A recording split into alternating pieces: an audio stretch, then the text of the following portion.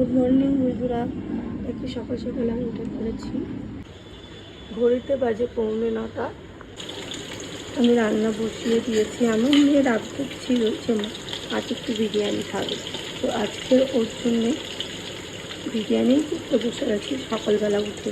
তো এদিকে দেখো চাল দিয়েছি, এদিকে আলুটা নিয়ে করছি।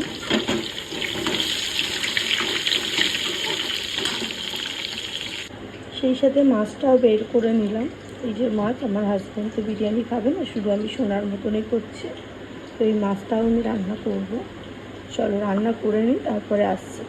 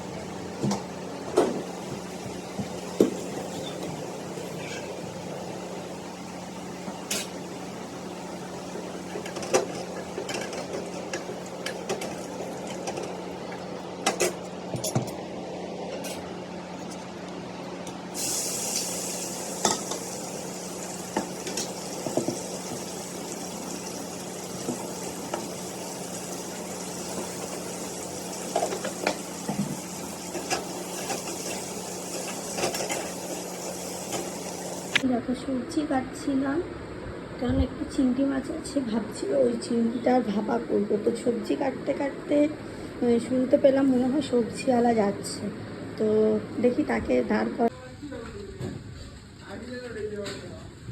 ও সবজি কাকু দাঁড়ান, দেখেছো কত নিচে সবজিওয়ালা।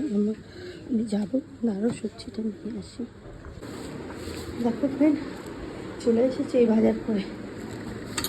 দেখো কিছু নিয়েছি, দেখো ভেন্ডি, পটল, টমেটো, একটু কলা নিয়ে নিলাম। নিয়েছি আসলে আমাদের 4তলা সিঁড়ি, তো উঠে আস্তে আস্তে কুত্তার মতো হাঁফিয়ে যায়। যেহেতু আমি কী বলবো, বাচ্চা উঠে গেলে তুমি কিছুই করতে পারবে। দেখো কিন্তু আমার ভাতটা হয়ে গেছে, চলো রান্নাটা করে নিই।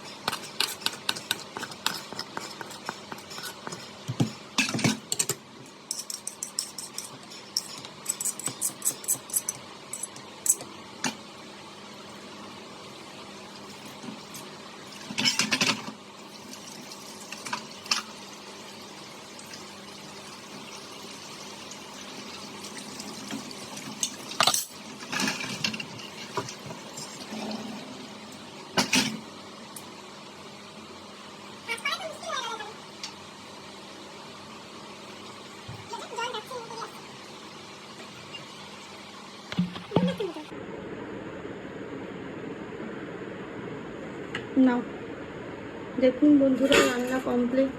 ওদিকে বিরিয়ানি, একটু মাংস তুলে রেখেছি, এখানে হচ্ছে একটু মাছের ঝোল, বড়ি আলু কাতলা মাছ,